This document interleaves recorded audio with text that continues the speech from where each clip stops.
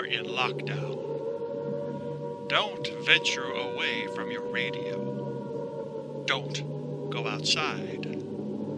Don't get infected.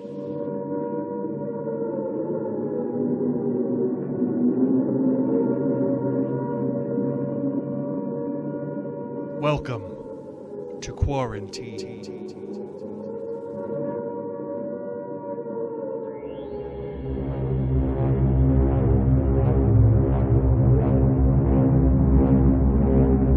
Quarantine Radio Theater brings you new productions of old-time radio as well as new productions of original material. So, dim the lights, sit back, and close your eyes.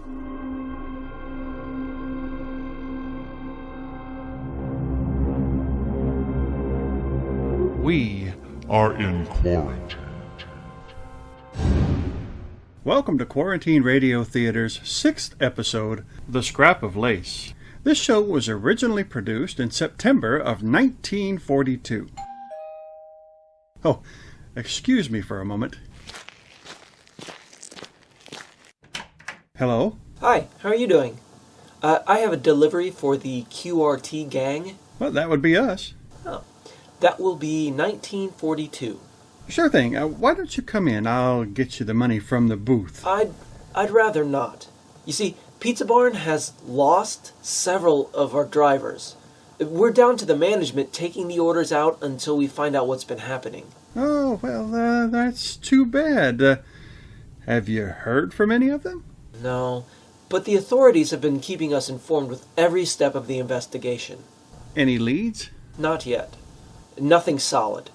The police did say that it was rather strange that all of the missing delivery drivers had the same location on their route. Which location is that? Well,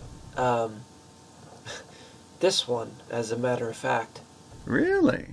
Just as a matter of curiosity, you haven't seen any of them, have you?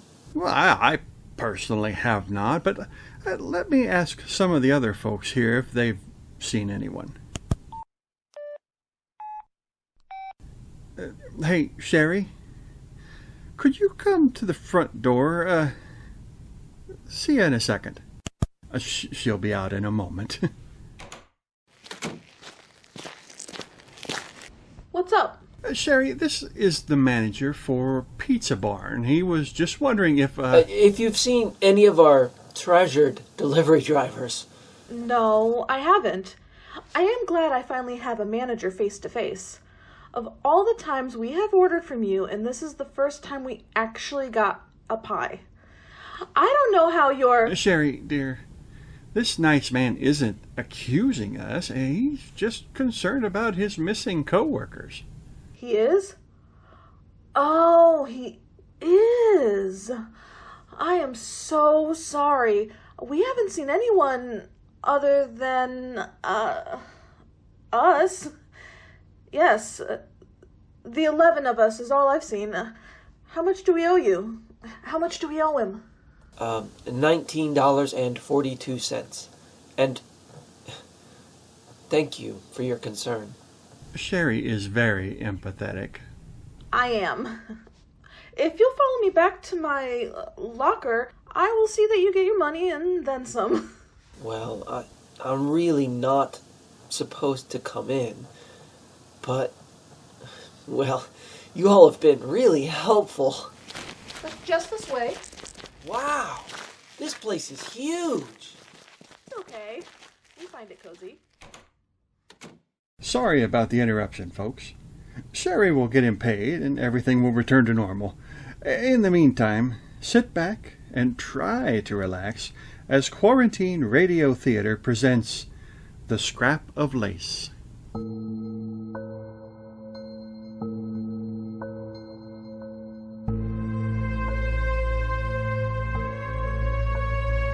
Of course, you know the great family of Kruger who ruled New York society for generations.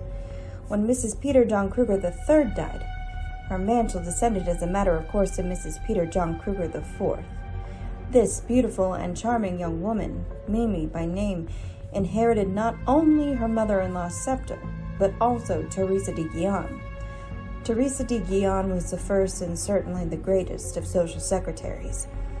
The story begins one summer morning at Cariswood, the enormous and rather monstrous Kruger estate in Upper Westchester. Mimi and Teresa de Guion were together in the breakfast room. Oh, Teresa, must we go to that dull dinner at the Bransoms tonight? I think I'll call it off. Mimi, you simply can't do that. The dinner's being given for you. Oh. I was most insistent that I be consulted about the other guests. After all, my dear, you have certain responsibilities. Your mother-in-law, Mrs. Kruger, the third. Yes, I know. She was a paragon of the social virtues. She didn't mind being bored to death. Oh, Mimi, you are so lax. What would you do without me?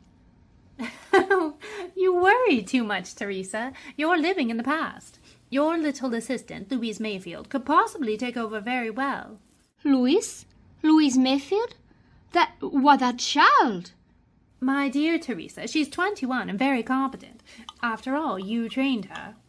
Yes, and I am very fond of Louise. She's like a daughter to me. But take my place? Why, surely you're joking, my dear. Oh, yes, of course. You know, Mimi, I'm a bit worried about Louise. She's been acting very odd lately. This party she's going to tonight, I have no idea where it is or who her host is to be. Well, wherever it is, she'll have a better time than I will.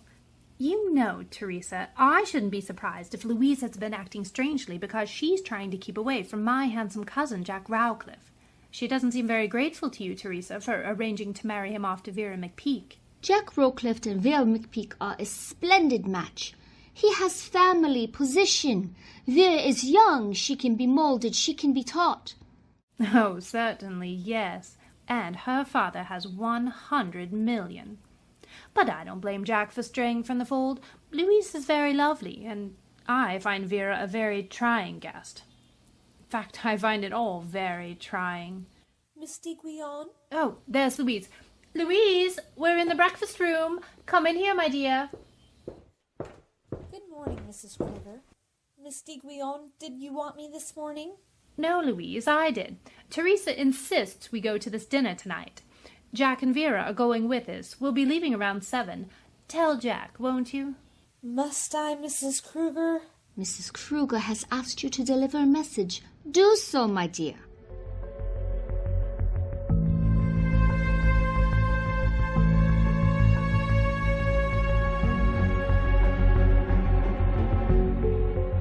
Jack, I've only come to tell you about the dinner. Oh, Louise. Please, must we go through all this again?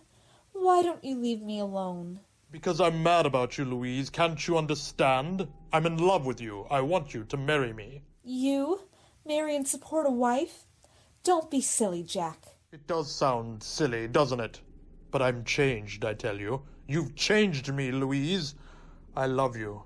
There's nothing I wouldn't do for you. And what about Vera McPeak? Ha! No, Jack. I'm afraid you've been bought, paid for, and delivered. Vera won't let you go so easily. I'll tell her tonight that I'm through, Louise. I'll meet her at the dinner and tell her, and then I'll come back here to you. Come back if you like, Jack. Good. I'll be back at about... But I won't be here. Where are you going, Louise? Well, why don't you tell me? It's another man. I know it's another man. Who is it? Who is it? This nonsense has gone far enough. What I do is my own business. Do you understand that, Jack? No! It's my business. You're mine, Louise. Do you hear? You're mine. I'll have you or no one else will. Jack, let go of my wrist. Louise, tell me. You're hurting me. Please. Louise, I want to know. Let me go. Well, Jack. Vera. Still making passes at the servants, I see. Perhaps it's just as well you saw. Might as well have this out now. Shut up. I can handle this. It's pretty easy to see what Miss Mayfield's little game is. She thinks she'll marry into the great Kruger clan. Well, let me tell you, Miss Mayfield, Jack hasn't got a cent to his name and never will have. Vera, please. I understand perfectly, Miss McPeak. I assure you, I have no ambitions in Mr. Rowcliffe's direction. Quite the lady, aren't you, Miss Mayfield? Well, watch your step. Sure, I know what you all think of me. Vulgar, common, but let me tell you, we common Clay McPeaks from Pittsburgh know how to get what we want, and we know how to keep it. Think that over, Miss Mayfield. Think that over.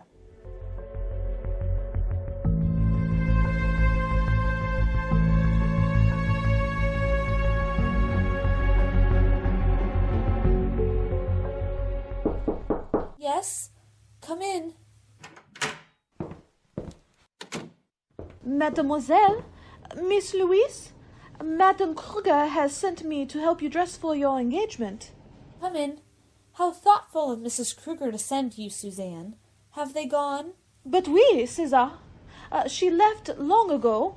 We're not happy. Monsieur Jacques, he says nothing, and Mademoiselle, his fiancée, the ugly one, she, how you say, she very angry. Even Madame, she want not to go. Well, let's not think of them, Suzanne. I'm happy, and I'm going to have a wonderful time. Well, Mademoiselle is très charmante, very lovely. It is a tryst you go on to, n'est-ce pas? It is for your young man that your eyes shine so, Maybe. You're too smart, Suzanne. How do I look? Oh, ravishing, Mademoiselle. He will eat you up. You are so lovely. Suzanne, you are a darling. Yes, who is it? A letter for Miss Mayfield. Oh, thank you. It is a letter for you, Mademoiselle. For me?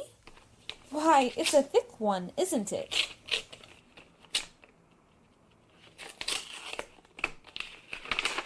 Oh, how lovely! What an exquisite handkerchief! Why, who could have sent it to me? Madame Kruger must have sent it. It is one of the 6 she bought in Paris. It is perfect, Mademoiselle, for your costume, n'est-ce pas?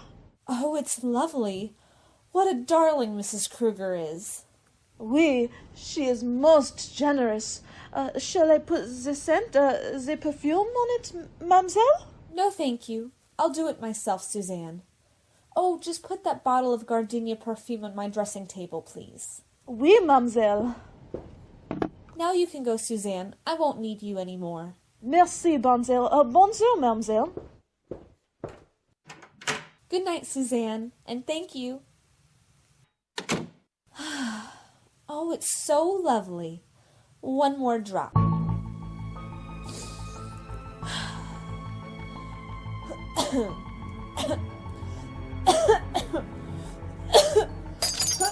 Suzanne?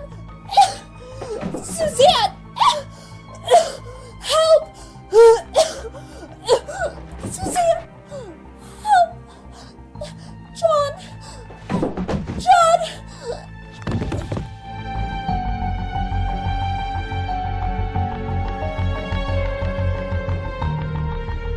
In all my years of experience, Mimi, I have never had to cope with anything so sordid. Teresa, how can you think of appearance with Louise, that beautiful child lying in there dead? But I must think of them. After all, Dr. Plummer refuses to sign a death certificate. That old fopper with his hints of foul play. Maybe he's right, Vera. Maybe... What do you mean, Jack? What do you know of Louise Mayfield's death? Well, Stop wrangling, you two. Dr. Plummer was kind enough to give us 36 hours. He's risking a great deal going as far as that. Oh, why doesn't Madame Storey get here? Are you sure you acted wisely in calling her in, Mimi? Well, it was either she or the police. You said she had a reputation for discretion. Come in. Yes? Madame Rosika Storey and Miss Bella Brickley. Thank heaven you're here, Madame Storey. This is a terrible situation. Terrible. Oh, but let me introduce you. I am Teresa de Guillaume. This is Mrs. Peter John Kruger, the fourth. How do you do? How do you do? Miss McPeak. Hello. Miss McPeak. Mr. Rawcliffe. how do you do? How do you do, Mr. Rawcliffe? It was good of you to come so quickly, Madame Storey. This unfortunate accident is likely to create a distressing scandal to Mrs. Kruger. Accident, Miss Guion. From what you told me over the phone, I gathered Louise Mayfield had been murdered. Nonsense. We don't know that, Madame Storey.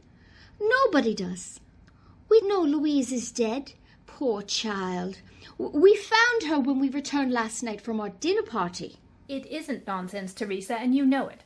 Madame Storey is perfectly right. It'd be very foolish to ask her help and not give her all the facts. What facts, Mimi? Just because that old fossil of a Dr. Plummer won't give a death certificate? If you ask me, it's a nice little scheme to get you to hire this Storey woman and split whatever she can manage to get out of you. Vera! That's an interesting idea, Miss McPeak, though I must confess that so simple and clever a scheme would have never occurred to me. But surely Dr. Plummer offered some other reason for refusing a death certificate. Yes, he says... Oh, it's impossible, but he says Louise was asphyxiated. Old fool, there isn't a gas outlet in the house. How helpful of you to know that, Miss McPeak. You won't mind, will you, if I check for myself? I don't mind what you do. Oh, what's the use of all this? We've nothing to tell. All of us were at a dinner party 20 miles from here, together. When we got home after 11, we found Louise. Well, that is, Miss Mayfield. Dead. I see. Miss Guion, when you phoned me, you said something about some missing object? Suzanne the maid insists a lace handkerchief came in the mail for Louise as she was dressing to leave. When we found her, the handkerchief had disappeared. Very interesting. Suppose I start then by questioning this maid Suzanne. Maybe she can tell me more about this missing handkerchief.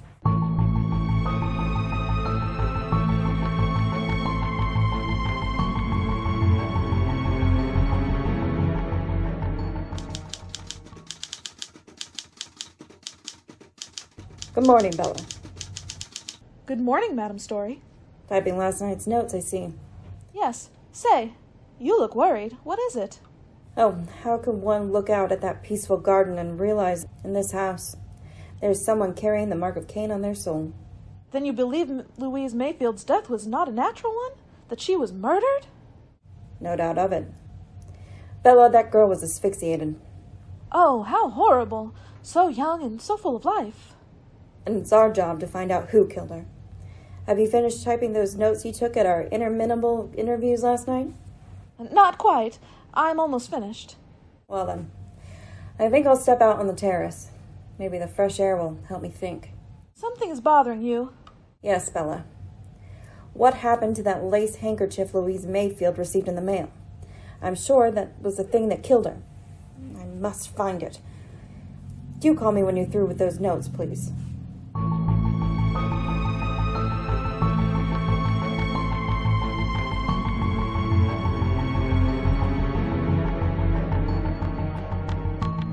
Ah, Madame Storey, you come out and shame the flowers and dim the sunlight. Do you always make such pretty speeches even so early in the morning, Mr. Rawcliffe? Ah, beautiful lady, you remember my name.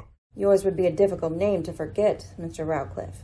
Hmm? Thanks to the rotogravure and the picture magazines. Oh, that. You know I had no hope of ever meeting you. I can't aspire to your circle. Much too clever. It all depends. I should say that you were quite clever enough for your own purposes, Mr. Rawcliffe. I'm just a lightweight. I wonder. I see you're standing out under her window. That is Miss Mayfield's room up there, isn't it? Yes, that was her room. Ivy-clad walls. Old English ivy. Sturdy and strong, too. I wonder why the vines are so torn and broken. Oh, are they? I hadn't noticed. You loved Louise Mayfield very much, didn't you? Yes, I loved her more than anything in life. And she? Oh, why should she care for me? What am I? Nothing but a wastrel. She was in love with someone else. I know it. I could tell, but if I'd known who it was, I'd... Why didn't you tell me, Mr. Rawcliffe, you left your dinner party and came back here last night? How did you know that I did? I didn't. You just told me. Thank you. Well, there, you see. I told you you're too clever for me. What time was it when you got here?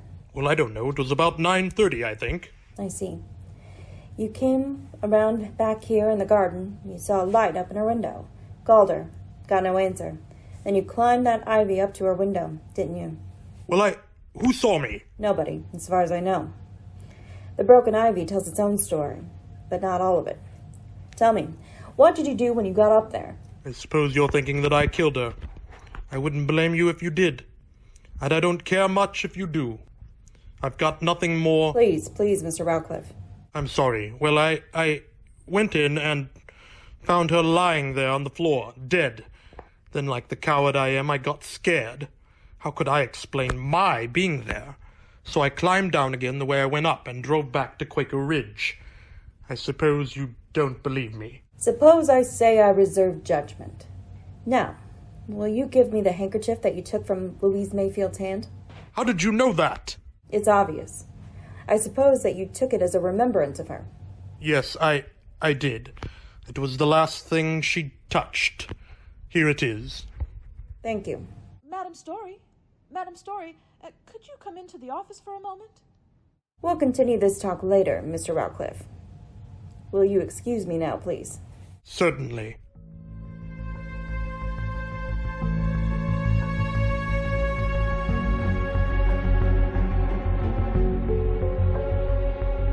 So this letter was pushed under the door. Did you open it, Bella? No, I saw it was addressed to Louise Mayfield, so I called you. I see. Huh. It's postmarked Briarcliff. Here's a notation on the envelope in pencil. Not a very literate correspondent, Bella. If you want to buy any more information about this letter, we can make a deal. I'll drop around at 11. Well, we haven't long to wait. Now, let's read the letter. Darling, I can hardly wait till Tuesday night when I'll see you again. I'm moving heaven and earth to arrange things so we'll be together for always. All my love, dear. It's signed J. J. That must be Jack Rowcliffe. In the light of what we know of their relationship, does it sound like Jack Rowcliffe? No, that's stupid of me. But the initial?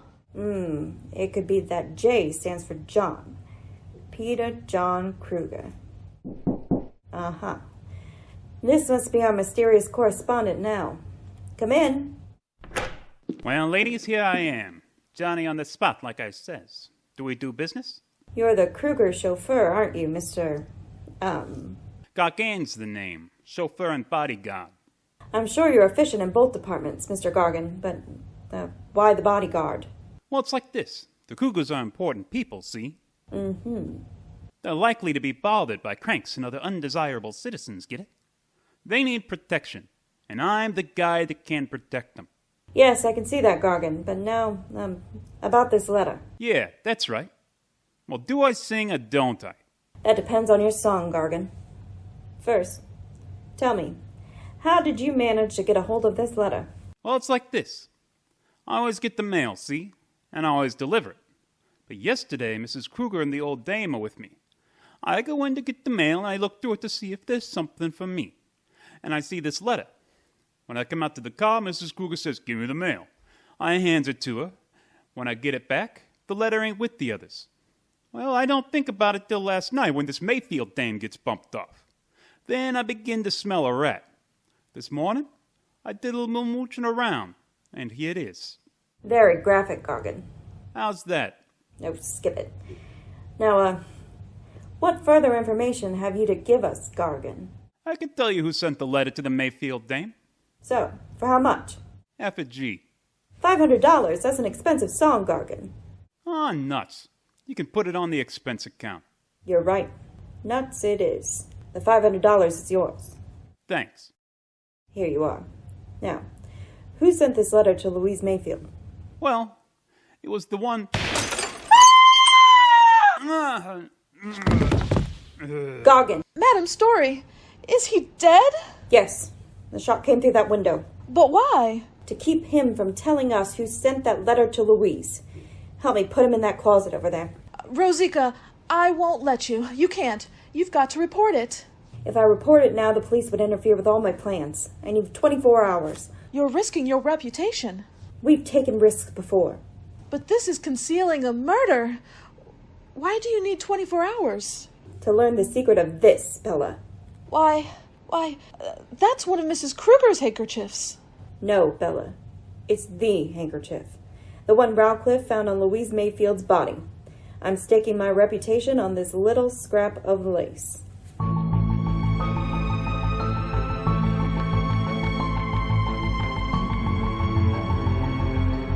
Madame Storey, Potter is back. Oh, that's good, Bella. Did he bring back the handkerchief and the laboratory report? Yes, here they are. Just as I thought. Oh, what a horrible use of such a lovely thing. This handkerchief was a murder weapon, Bella. But how could it have been? Because our murderer knew that Louise Mayfield used gardenia toilet water. But can't we find out who sent it? I rather think we can. Bella, get those 4 lace handkerchiefs that Suzanne got from me from Mrs. Kruger. What are you going to do now? Now, my dear Bella, I'm going out to present a noose to a murderer.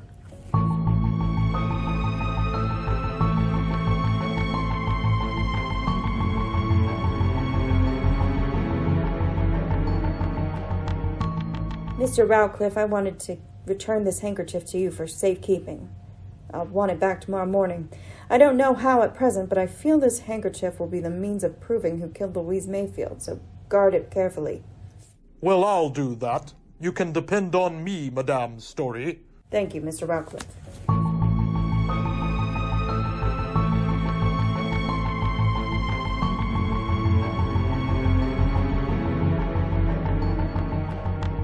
Miss McPeak, the greatest proof that I'm not against you is that I'm going to ask you to keep this handkerchief for me, the most important piece of evidence I have. I have no assurance the murderer would not kill me to get it back, but it would never be supposed that I'd given it to you to guard. Will you keep it for me until tomorrow morning? Oh, don't worry, I'll keep it safe. Thank you, Miss McPeak.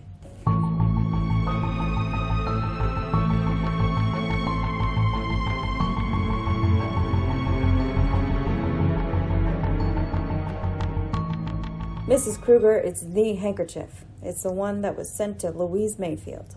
Where'd you get it? Can't tell you that now, but I'm afraid it was the cause of her death. Oh, how horrible. What I'm going to ask you to do is to hold it for me, just until tomorrow morning.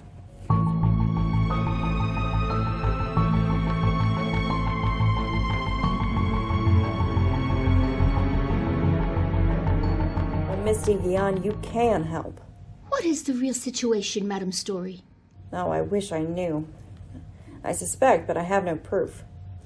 I can go no further without the assistance from the chemist. Whom do you suspect? Oh, you know? I'm afraid I do. Well, what I want you to do is to keep this for me until tomorrow morning.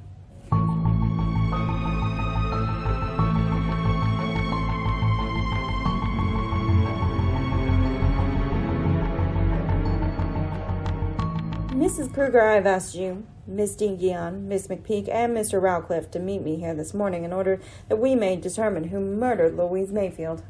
What are you talking about? You think it was one of us? What do you mean, determine who murdered Louise? You know, Madame Storey? You know who killed her? I believe I do, Mrs. Kruger, but I hope to prove it. I know that lace handkerchief sent to her through the mail was the murder weapon. Perhaps that can tell us something. May I have the handkerchief, please? Sure, Here you are. Here. Why, I thought... I don't understand. I say, what is this? So, a trick. That's right, Miss McPeak. A trick. But one only a guilty person need fear. Guilty? But really, Madame Storey, I don't understand. Bella, Yes, Madame Storey? please take the handkerchiefs one at a time. Mark each in pencil with the initials of the person from whom you receive it. May I have the handkerchiefs, please? Yes, here's mine. One at a time, please. Well, all right. Now, Bella, spread them out on your desk with the initials turned face down. As you probably surmise, none of you had the original handkerchief. That has never left my possession. Here it is. But I don't understand. This handkerchief in my hand is impregnated with a deadly poison. When moistened with alcohol, it releases a lethal gas which is instantly fatal. May I remind you that perfume is 90% alcohol, and a girl about to go out on a romantic tryst would inevitably moisten it with perfume. How horrible! Yes, Miss Guion, I agree with you. But surely you don't suspect any of us. Why not, Miss McPeak? I've found that a murderer is usually actuated by fear. Fear of what the victim might do to them. All of you faced that fear as far as Louise Mayfield was concerned. But one of you feared so deeply that you dared risk murder to protect what you had. You feared loss of position, prestige, supplementing by a younger, more attractive girl. Loss of all that had made life worth living. That one person alone knew what the fatal handkerchief contained. I gave each one of you what you thought was that handkerchief. I was curious to see what disposition you would make of the evidence. Bella. Yes? Please examine those 4 handkerchiefs carefully. And when you're done with that, tell me if any of them have changed since they left our hands last evening. Yes. This one has been washed. Washed? Well, I don't understand. Read the initials on it. T-D-G. Teresa? Keep away from me! Keep away from me! I say keep away from me! I'll shoot! Why, you... Gad, she's shot herself! Oh, it's all my fault. Poor Teresa. Poor thing. She was old. She couldn't stand it. She just couldn't stand it. No, Mrs. Kruger. It wasn't your fault. It was better so. The end of a passing world. Exit an era.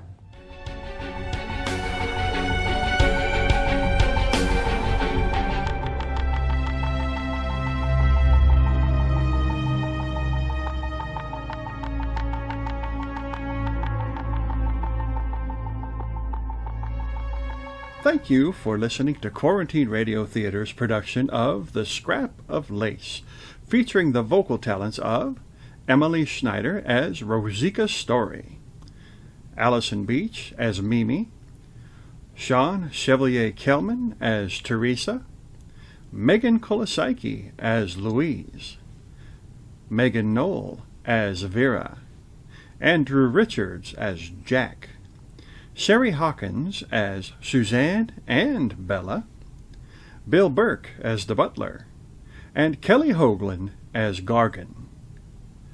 Quarantine Radio Theater is a collaborative effort uniting talented individuals from their homes. Using whatever recording means handy, we try to bring a little bit of entertainment to you, the listener, during these uncertain times. We have several more shows left in this season and are very excited to invite you to like and follow our Facebook page. We are constantly updating and providing information about the QRT cast and upcoming shows. We also invite you to hit that like, subscribe, or follow button on the QRT YouTube channel, as well as wherever you find us on your favorite podcast listening platform. Also, please leave us a comment, as the QRT crew is always glad to hear how you're liking our shows. Well, Sherry has been gone a long time. Sherry, where's the pizza manager? Oh, he had to use the, facilities. So I told him to use the ones in Sector 5. Sector 5? Are you sure it's back here? I can't find the light switch. Ah, here it is. Got it.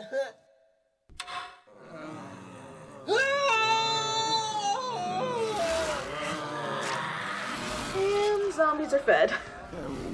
We probably didn't want to feed that one to them. Why?